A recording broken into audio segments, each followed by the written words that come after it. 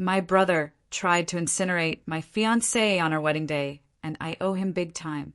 As I walked down the aisle, he bolted past me with a gas can, drenched the altar in fuel, and set it ablaze before throwing my groom into the flaming flowers. My veil caught fire as guests panicked, screaming and running, while my brother pinned my fiancé down in the inferno, punching him and shouting something I couldn't make out. The groomsman wrestled him off while my fiancé rolled on the ground, suffering second-degree burns on his hands and arms. What if the most beautiful day of your life shattered into a nightmare, only for you to discover the real horror was far worse than the flames? My wedding day ended with my own brother screaming about murder as police dragged him away, leaving me to piece together a truth so terrifying it still haunts my dreams. The air was thick with the scent of smoke and burnt flowers. My mother was openly, violently sobbing, throwing up onto her pristine dress. My dad, usually so calm, was roaring at my brother, accusing him of tearing our family apart. 300 guests were on their phones, dialing 911, their screams mingling with the crackling fire. And in the middle of it all, my brother fought like a wild animal against the 4 men holding him down, blood pouring from his nose where the best man had just punched him. He wouldn't stop screaming. "He's trying to kill her. My fiancé is trying to kill her." The irony was sickening. Everyone was rushing to comfort my fiancé, who was singed and bleeding from the altar fire, fake tears streaming down his face. Elderly guests needed medical attention from the sheer panic. My flower girl was traumatized beyond words. My bridesmaids were openly weeping, cursing my brother for ruining the most important day of my life. The priest, bless his heart, was actually praying over the smoldering altar. And then security arrived, ready to haul my brother away.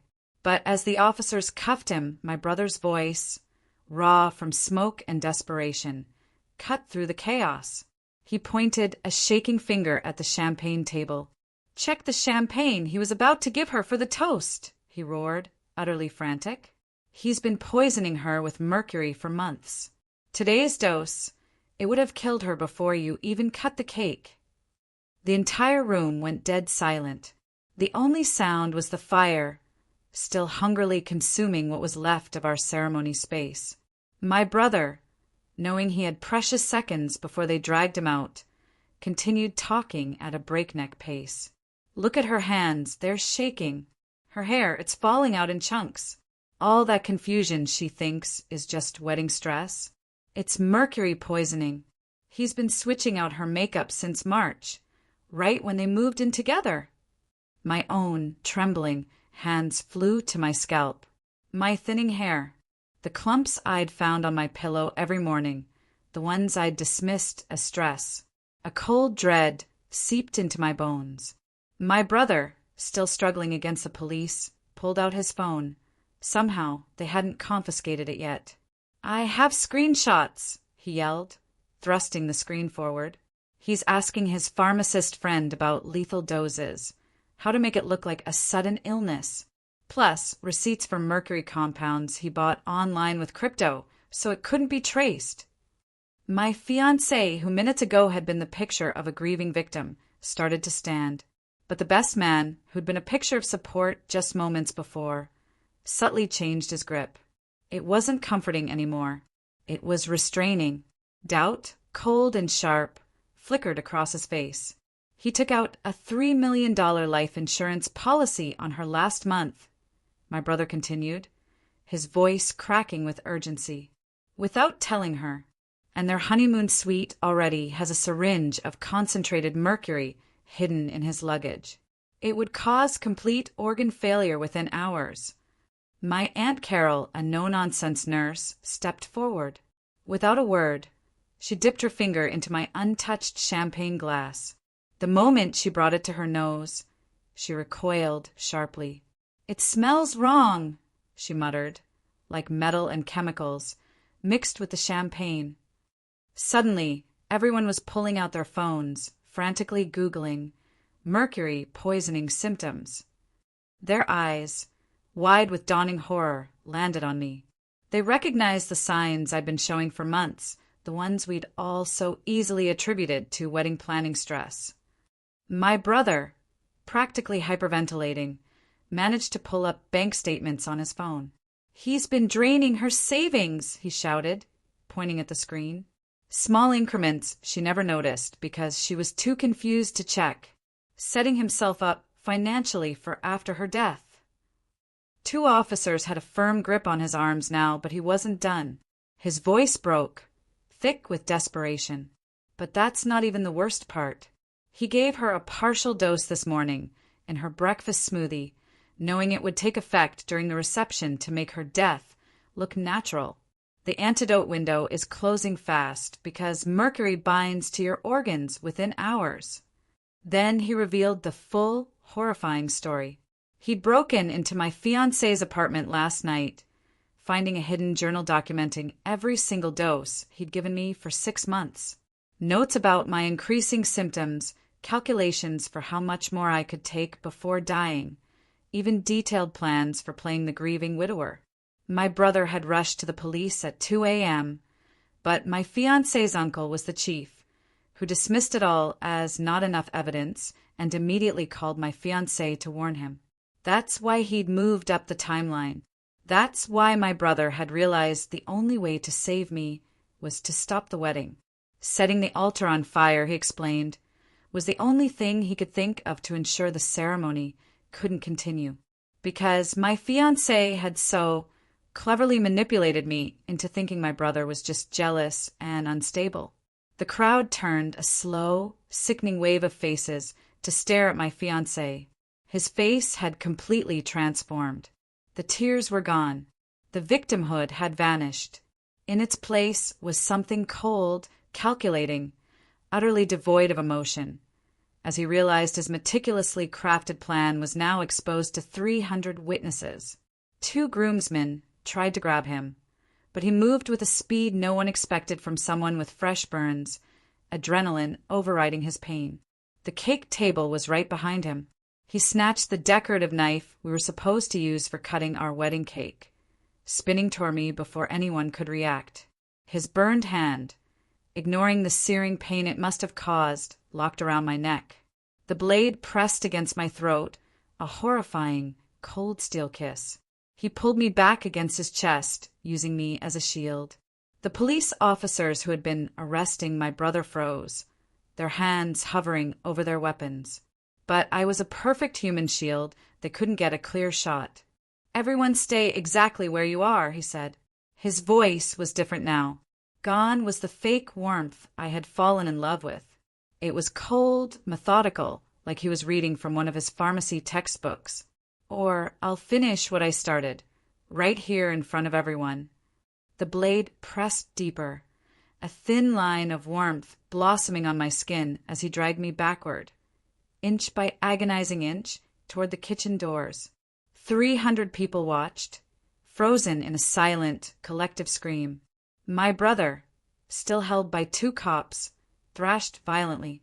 "Let her go!" he roared, his face twisted with pure desperation, watching the man he'd tried to stop now using me as a human shield. The best man, who'd been holding my fiancée just moments before, dropped his arms and stepped away, hands raised.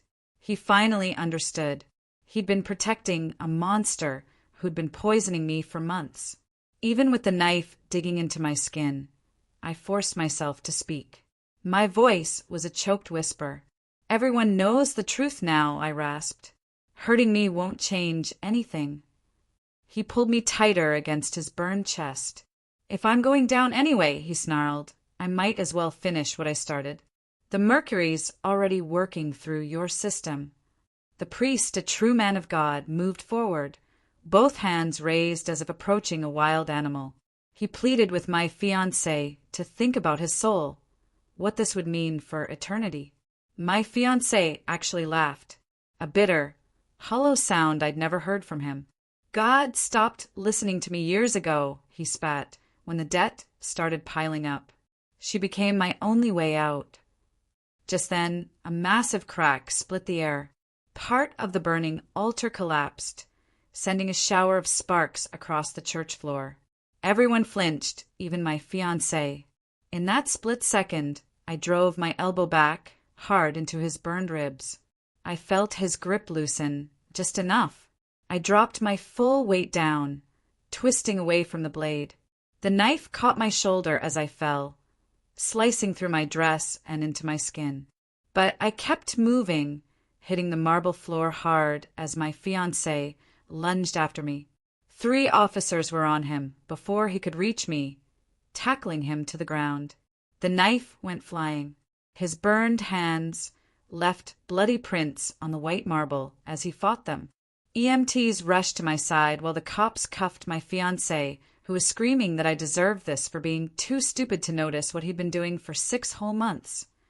My brother broke free from the officers holding him, dropping to his knees beside me. He apologized over and over, tears mixing with the blood still running from his nose, for not finding another way to save me. The EMTs pressed gauze against my shoulder wound, explaining I needed to get to the hospital immediately for something called chelation therapy to counteract the mercury poisoning. My mother collapsed into my father's arms, sobbing uncontrollably. I heard my father tell my brother, his voice thick with emotion, that he'd saved my life. They lifted me onto a stretcher, rushing me past all the wedding guests still standing there in shock, past the burning altar, now mostly smoking ruins, past the champagne table, my poison glass still sitting there.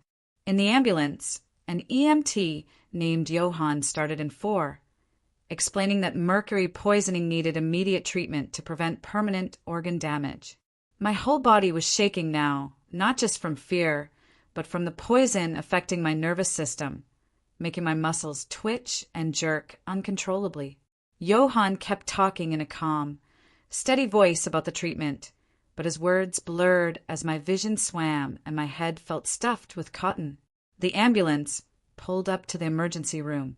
They wheeled me straight in, where Johann, now revealed to be a doctor, took over my case. He ordered blood tests immediately to confirm the mercury levels while nurses hooked me up to monitors that began beeping with my vital signs. Johann explained that the chelation drugs would bind to the mercury so my body could get rid of it.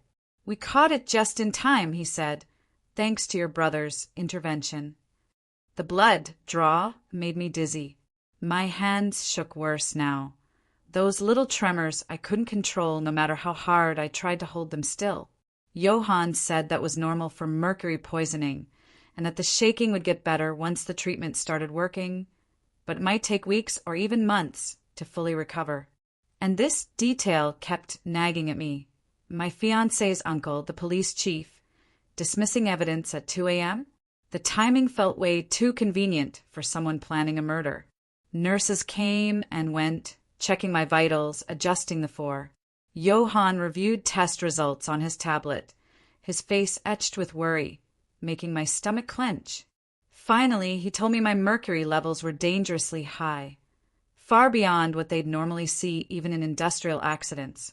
It proved my fiancé had been giving me massive doses. The chelation medicine burned as it went into my veins, making me feel violently ill. But Johann said that meant it was working, pulling the mercury out of my organs where it had been, building up for months. My parents arrived then, with Aunt Carol, who immediately started peppering Johann with questions about treatment protocols and recovery times, using medical terms I didn't understand. Then the door opened, and a woman in a dark suit walked in, flashing a state police badge. She introduced herself as Detective Nissa Lawson, explaining she was taking over the case because the local police chief had a clear conflict of interest. She pulled out a notebook, diligently writing down everything Johann told her about my mercury levels, while my mother kept touching my arm, as if needing to reassure herself I was still there. Aunt Carol continued to press Johann about chelation cycles and how long before the shaking would stop, her medical jargon making my already pounding head hurt even more. Detective Lawson looked at me, her gaze steady. "With 300 wedding guests as witnesses and all the physical evidence your brother found," she said, Your fiancé won't get away with what he's done to you." She left to collect evidence, but was back 20 minutes later, carrying plastic bags containing my champagne glass and a sample from the smoothie my fiancé had made me that morning. Field tests showed crazy high levels of mercury in both, enough to kill me if I'd consumed it all. She sealed everything up for the crime lab. Then my brother appeared, flanked by 2 officers. Burns were visible on his skin from the altar fire, and his eyes were swollen shut where the best man had hit him. Detective Lawson immediately told the officers to remove the cuffs. "Your brother's actions were clearly defensive," she stated, her voice firm. "He saved her life. He's being released on his own recognizance." He just stood there, staring at me, his face a mix of exhaustion and profound relief, as nurses drew more blood for additional tests. The new results were grim. My mercury levels were even higher than first thought, almost at the lethal point. But Johann explained that the interrupted dosing meant my organs hadn't completely failed yet. He started me on aggressive chelation therapy, explaining I'd need multiple rounds over the next few months, with careful monitoring, to ensure the mercury was clearing from my system. Suddenly, the police chief burst through the door, demanding to see his nephew. But Detective Lawson stepped directly in front of him. "You're suspended," she announced, her voice unwavering, "pending investigation for obstruction of justice." He started yelling about lawsuits, about her having no authority, but she held up paperwork showing state police had taken over jurisdiction because of his involvement in covering up an attempted murder. He stormed out, slamming doors, as Detective Lawson made a call to have someone follow him, ensuring he wouldn't interfere with the investigation. Next, a woman named Francine Price from the district attorney's office arrived, pulling a chair up beside my bed. She began taking my statement about everything that had happened over the past 6 months, writing furiously as I recounted the symptoms I'd ignored, the confusion and shaking I'd dismissed as wedding stress, and how my fiancé had seemed so caring when I felt sick. Francine assured me she was fast-tracking charges for attempted murder in the 1st degree, plus poisoning and fraud. "With all the evidence and witnesses," she stated, a grim satisfaction in her voice, "I'm confident about getting a conviction." The wedding photographer knocked on the door then, holding a bag full of memory cards. He explained he'd captured everything on camera, from my brother's initial attack to my fiancé holding the knife to my throat. Detective Lawson took the memory cards as evidence, saying the footage would be crucial for showing the jury exactly what happened and proving my brother was trying to save me, not hurt anyone. A man in a suit, Adam Bailey, introduced himself as my brother's lawyer, ready to discuss defense strategy for the arson and assault charges. My brother, however, was adamant. He didn't want any defense claiming he was crazy or didn't know what he was doing. He knew exactly what he was doing, he said, and he'd do it again to save me. Adam pushed for temporary insanity or necessity, given the imminent threat to my life, but my brother just shook his head. He'd rather go to jail, he stated, than pretend he was sorry for stopping a murder. Johann returned with more test results, this time from hair samples they'd taken. His face was grim as he showed us the charts. The mercury levels in my hair went back 6 months, starting small and gradually increasing over time. It proved my fiancé had been systematically poisoning me, just as my brother said. The timeline matched perfectly with the journal my brother found, showing how my fiancé carefully increased the doses to avoid a sudden death that would look suspicious. Each sample showed higher concentrations, with notes about which sections of hair corresponded to which months, creating a perfect, damning record of attempted murder. Johann said this kind of evidence was rare. Most poisoning victims don't survive long enough for such testing. But my brother's intervention had saved not just my life, but also preserved the proof. My hands were shaking worse now as the full, sickening reality hit me. The man I was going to marry had been slowly killing me for half a year, calculating doses, watching me get sicker, all while pretending to care. Detective Lawson took photos of all the test results. "This evidence," she said, her voice hard, "combined with the journal, will make it impossible for your fiancé to claim innocence or accident. We're building a case that will put him away for decades, maybe life. He'll never be able to hurt you or anyone else again." The next morning, Detective Lawson called me while I was still in the hospital. Her voice was tight with satisfaction. They'd arrested the pharmacist friend at his job, dragging him out in handcuffs as his coworkers watched in shock. "He'd tried to run," she said, "but they caught him in the parking lot. Now he was sitting in jail, lawyer telling him to say nothing. The cops had traced all those cryptocurrency transactions my brother found, plus hundreds of text messages between him and my fiancé discussing exact doses and how to make it look natural." 2 days later, my fiancé was formally charged with attempted murder in the first degree, along with poisoning, fraud, and assault with a deadly weapon for holding that knife to my throat. His lawyer tried to get bail, but the judge took one look at the evidence. "No way," he declared, "not with him being a flight risk and the danger he posed to her." The courtroom was packed with reporters and wedding guests who'd come to watch. My fiancé just sat there in his orange jumpsuit, his burned hand still bandaged, staring at me as if this was somehow my fault.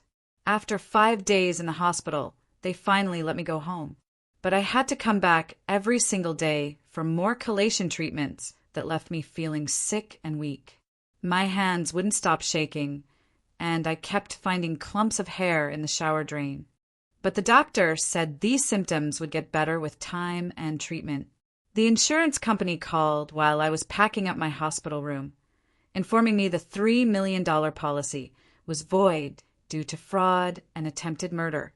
They were adding insurance fraud to the list of charges against my fiancé. My brother was charged with arson and assault, but Francine from the district attorney's office recommended minimal charges, emphasizing that he'd saved my life.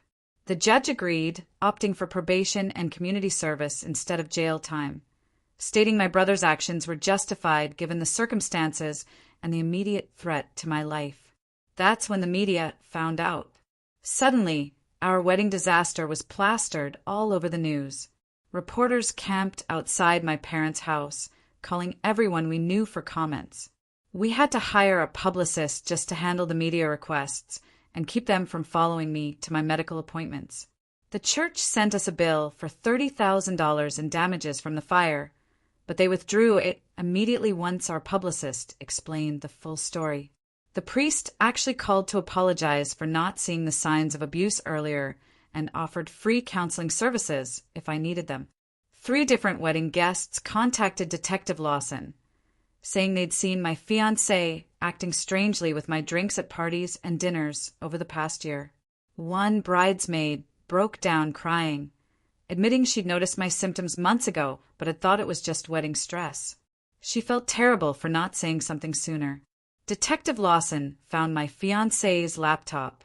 He'd searched mercury poisoning symptoms and how long before mercury kills hundreds of times over the past 6 months. He'd also been researching countries that didn't extradite to the United States, bookmarking articles about fleeing the country and living under fake identities after committing crimes. The bank investigation turned up even worse stuff. He'd stolen over $40,000 from my accounts in tiny amounts I never noticed because I was too confused from the poisoning to check my statements. He'd also applied for 5 credit cards in my name without telling me, racking up $20,000 in debt, buying expensive items he could sell later for cash. Detective Lawson said each new piece of evidence made the case stronger. With everything they had now, he was looking at 25 years minimum if convicted. The pharmacist friend's lawyer reached out about a deal, saying his client would testify against my fiancé in exchange for a lighter sentence, since he was just an accomplice. Just an accomplice? Why did he think he could just walk away from helping poison someone? The way he tried to run from the police told me he knew exactly how wrong this was all along. Francine said they'd probably take the deal because his testimony would seal the case even though she wanted both of them to rot in prison for what they'd done to me. My parents had to change their phone number because reporters wouldn't stop calling. My dad even installed security cameras after someone tried to climb over the fence to get pictures. The story went viral online, with people arguing about whether my brother was a hero or a criminal, though most agreed he'd done the right thing, even if his methods were extreme. My fiance's family tried to visit him in jail, but he refused to see them, probably because he knew they'd figure out he was guilty once they heard all the evidence. His mother sent me a letter through her lawyer, saying I'd ruined her son's life and destroyed their family, but I threw it away without reading past the first line. The fire marshal finished his investigation and officially ruled the altar fire as a justified emergency action to prevent a murder in progress. This was huge for my brother's case, as it showed his actions were necessary and proportional to the threat, not just random violence or revenge. More evidence kept coming in as Detective Lawson dug deeper, including receipts for the mercury compounds hidden in my fiance's storage unit, along with syringes and medical equipment. She also found a draft email he never sent, outlining his plan to make my death look like sudden organ failure from an undiagnosed condition, complete with fake symptoms he claimed I'd been having. The hospital set me up with Alger Scott 2 weeks later, a counselor who worked with people who'd survived murder attempts. Her small office was filled with plants, and a box of tissues sat on every surface, which made perfect sense once we started talking. Algra asked me to walk through our entire relationship from the beginning, and I started seeing all these red flags I'd completely missed. My fiancé had pushed me to move in together really fast, isolated me from friends who didn't like him, and always made me feel crazy when I questioned anything. She explained how abusers work, how they test boundaries slowly, making you doubt yourself until you can't trust your own thoughts anymore. The poisoning, she said, was just the final step in months of breaking me down mentally first.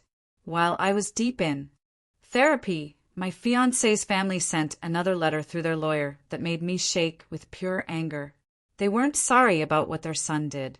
They were mad at me for ruining his life by not helping with his gambling debts. His mother wrote that if I'd been a better partner and supported him financially, none of this would have happened. They actually blamed me for driving him to try to kill me, as if I'd forced him to buy mercury and plan my murder for months. The lawyer even wanted to set up a meeting to discuss how I could help their family recover from the damage I'd caused them. I threw the letter in the trash and told my lawyer to send them a cease and desist order. Ross Cartwright from the fire marshal's office came to my parents' house with his final report 3 weeks after the wedding. He'd spent hours interviewing witnesses, reviewing the evidence my brother had, and reconstructing exactly what happened that day. His official ruling stated my brother's actions were a justified emergency response to prevent an imminent murder. The report specifically noted that with the police chief refusing to act and the final dose about to be administered, setting the fire was the only way to stop the ceremony. This was huge for my brother's defense, proving he wasn't just some crazy person attacking randomly. Adam Bailey, my brother's lawyer, said this report would probably get most of the charges dropped or reduced to almost nothing. During my next treatment session, Dr. Kramer sat down with my latest test results, his face serious. The good news was the mercury levels were dropping, and most of it would clear my system eventually. But he explained mercury causes permanent damage to nerve cells that can't always be fixed. My hands would probably always have a slight tremor, especially when I was tired or stressed. Some of the cognitive effects might linger, too, like trouble concentrating or remembering things sometimes. He said I was lucky my brother stopped it when he did, because another few doses would have caused brain damage that couldn't be reversed. The tremor in my hands got worse as he talked, and I realized I'd be carrying proof of what my fiancé did to me for the rest of my life. The grand jury met a month after the wedding. Francine Price presented everything they'd found. Beyond the attempted murder and poisoning charges, investigators had discovered my fiancé had stolen my identity to open credit cards and take out loans. He'd forged my signature on documents and created fake email accounts in my name to approve transactions. The grand jury indicted him on 15 different charges, including attempted murder in the first degree, aggravated assault, identity theft, and fraud. His lawyer tried to negotiate a plea deal for 15 years, but Francine refused anything less than 25. She told me she wanted him locked up until he was too old to hurt anyone else. My brother came over one evening when my parents were out. We sat on the back porch where we used to play as kids.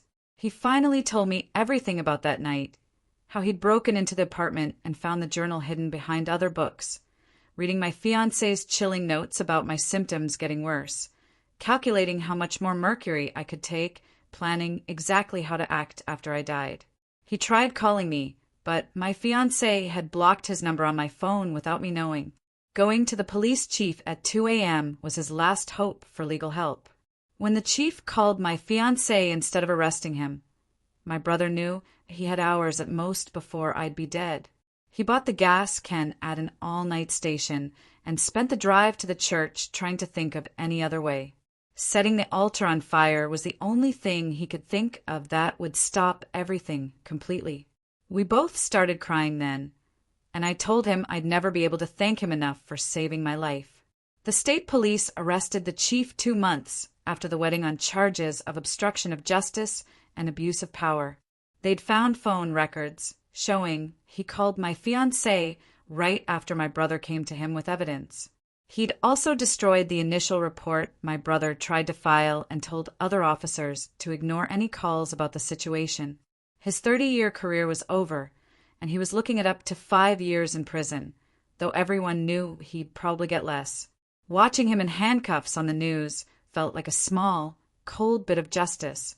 I went back to work part-time after 3 months, but it was harder than I expected. The mercury had messed with my ability to focus, and I'd lose track of what I was doing halfway through tasks. My hands shook when I tried to type, and I had to take breaks every hour because I got so tired. My boss was really understanding and let me work from home most days with flexible hours. But sitting at my desk trying to concentrate on spreadsheets while my hands trembled made me wonder if I'd ever feel like myself again. The pharmacist friend who'd helped plan everything finally flipped when faced with doing real prison time. His lawyer contacted Francine, saying he'd testify against my fiancé in exchange for a lighter sentence.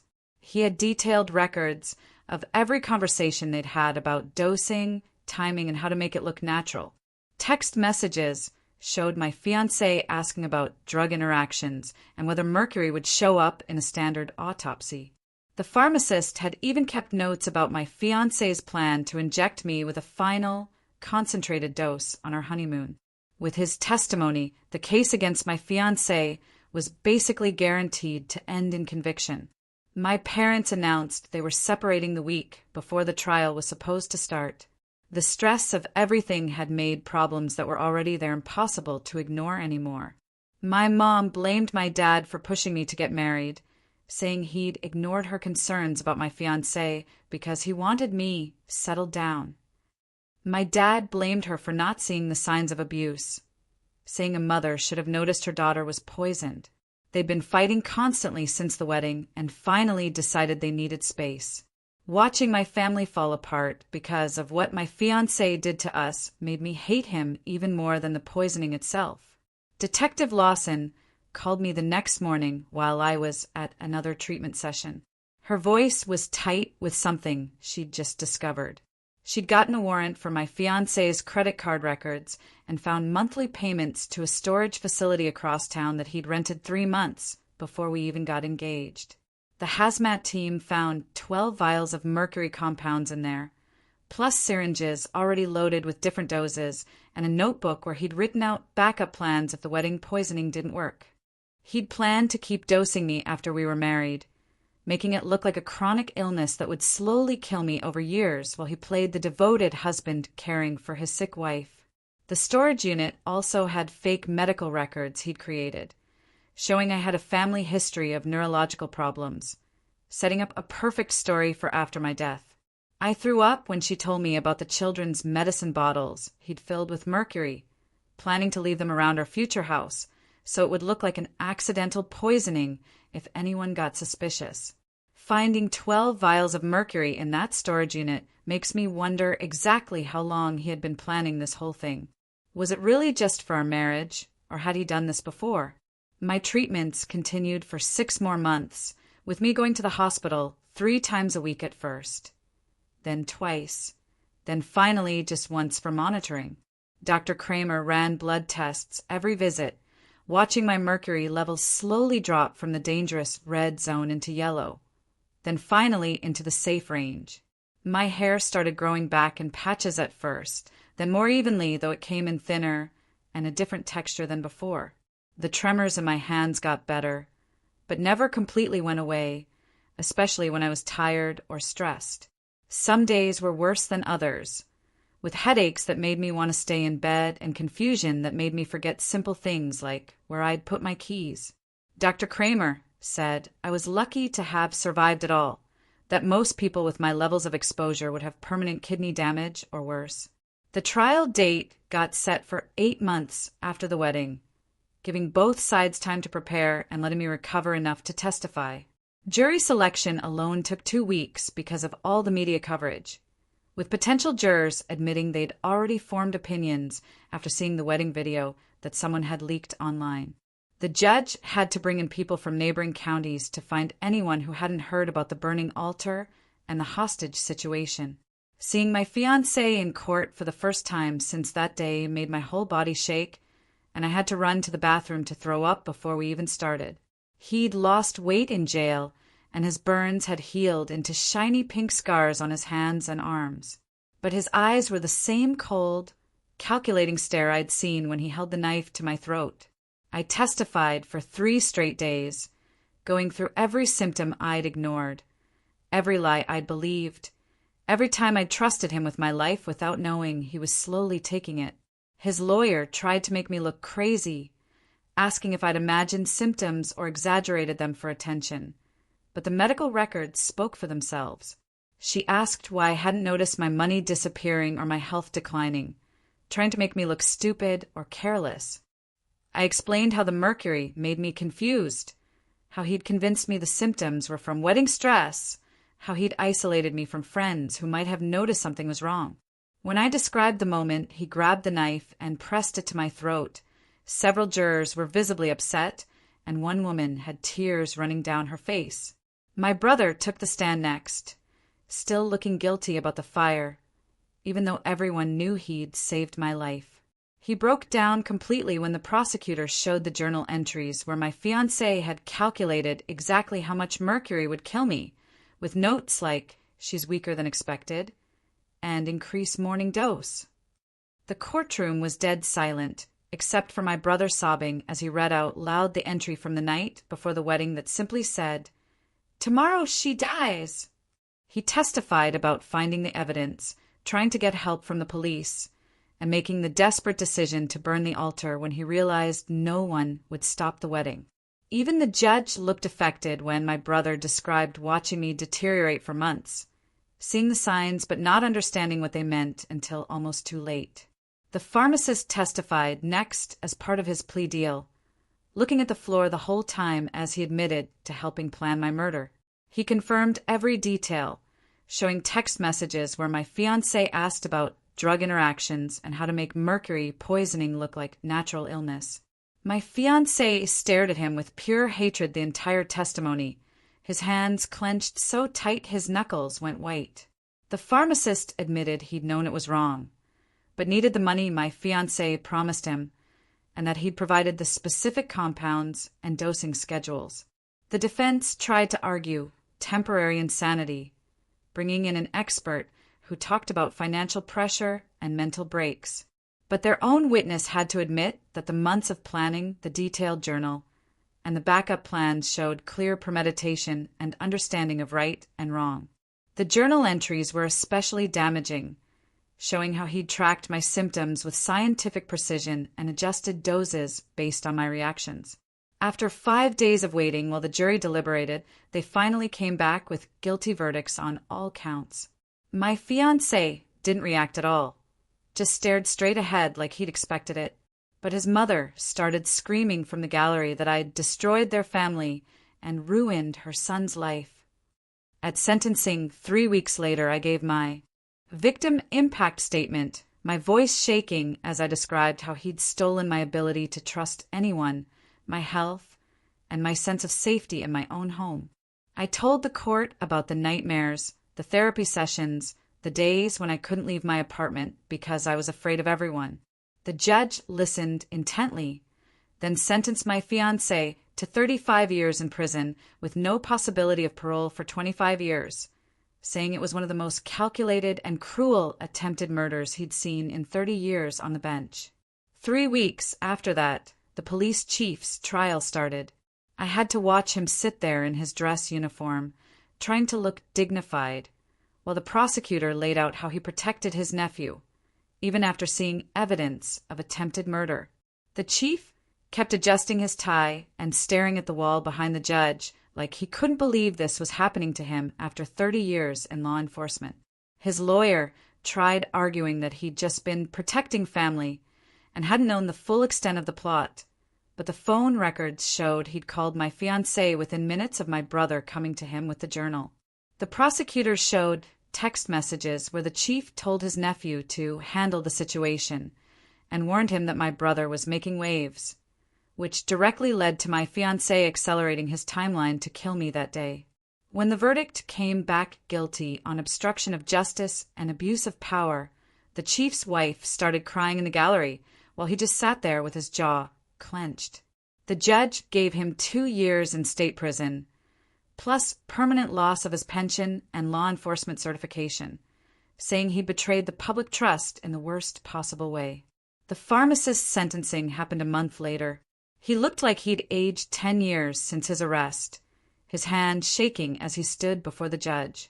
He'd cooperated fully with prosecutors, and his testimony had been crucial in convicting my fiancé, which his lawyer kept emphasizing while asking for leniency. The judge acknowledged his cooperation, but said providing poison to kill someone was still attempted murder, regardless of who actually administered it. He got 5 years with possibility of parole in 2, plus permanent loss of his pharmacy license, and in order to pay restitution for all my medical bills, which would probably bankrupt him. My brother's community service started that spring, and the irony wasn't lost on anyone that he had to teach fire safety courses at the same community center where we'd taken swimming lessons as kids. He showed up every Saturday morning for 6 months straight, teaching people about controlled burns and emergency responses, while making dark jokes about becoming an expert through personal experience. The kids in his classes loved him because he'd act out the demonstrations and make it fun instead of boring, though their parents would whisper about him being that guy who set the church on fire. By summer, I'd started going to a support group for crime victims that met every Tuesday in the basement of the library, sitting in a circle of metal chairs, drinking bad coffee. That's where I met Adam. He was there because his ex-girlfriend had tried to run him over with her car after he'd broken up with her for stealing from his business. He understood why I flinched when people moved too fast, or why I still checked my food for weird smells. And he never pushed me to talk about things I wasn't ready to share. We started getting coffee after meetings, then dinner once a week, taking things so slow that it was 3 months before he even held my hand. My parents' divorce papers were filed that fall. They sat me down together to explain that the trauma had just exposed problems that were already there, not caused new ones. Mom had apparently been unhappy for years, and Dad had been ignoring it. Watching their daughter almost die made them realize they were wasting their lives pretending.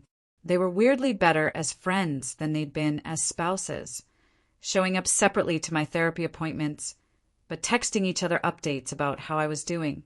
The 1-year anniversary of the wedding came faster than expected, and I spent that day with my brother at his apartment. Both of us avoided talking about it while watching movies and eating takeout. I showed him the latest test results from Dr. Kramer, proving my mercury levels were finally normal, and my liver function had recovered almost completely. He kept the paper on his fridge with a magnet right next to his fire safety instructor certification that he'd earned after completing all his community service hours. We'd grown closer through this nightmare than we'd ever been as kids, texting every day and having dinner together twice a week. The church called me that winter to say they'd finished rebuilding, and the priest wanted to invite me to a blessing ceremony for the new altar. I thanked them, but declined, knowing I'd never be able to walk into that building without smelling gasoline and smoke, or seeing my brother tackle my fiancé into the flames. The priest understood and said he'd pray for my continued healing, which was nice, even though I hadn't been religious since that day. My fiancé's mother sent another letter through her lawyer, saying her son wanted to apologize and explain his actions, hoping for forgiveness before his first parole hearing in 25 years. Adam was at my apartment when it arrived. He took it from my hands before I could even finish reading the return address, walking straight to the kitchen and dropping it in the trash unopened. I didn't need to hear anything my fiancé had to say, and wouldn't give him the satisfaction of thinking I cared about his apologies or explanations. His mother asking me to forgive him?